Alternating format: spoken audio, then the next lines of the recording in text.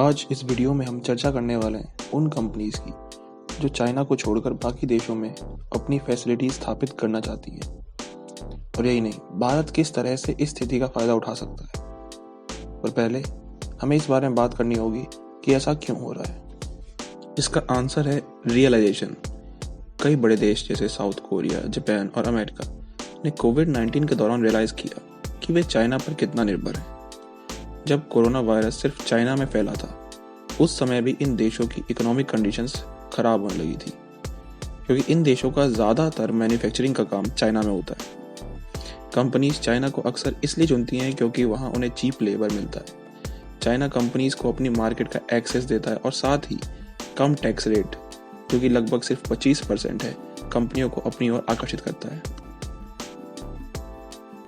पर अब बहुत सारे देश चाहते हैं कि उनकी कंपनीज चाइना को छोड़कर अपनी फैसिलिटीज किसी और देश में बनाएं, ताकि सप्लाई चेन डाइवर्सिफाई हो सके। यहाँ मैं जापान की बात करना चाहूँगा, जिसने अनाउंस किया है $2.2 बिलियन का पैकेज, जिसमें से 220 बिलियन येन, ध्यान रहे येन जापान की करेंसी है, तो 220 बिलियन येन जापान अपनी उन कंपनीज पर खर्च करेगा जो वापस अपनी फैसिलिटीज जापान में लगाएंगी, और 23.5 बिलियन येन उन कंपनीज के लिए जो जापान की जगह किसी और देश में सप्लाई चेन स्टैब्लिश करेंगी, चाइना को छोड़कर।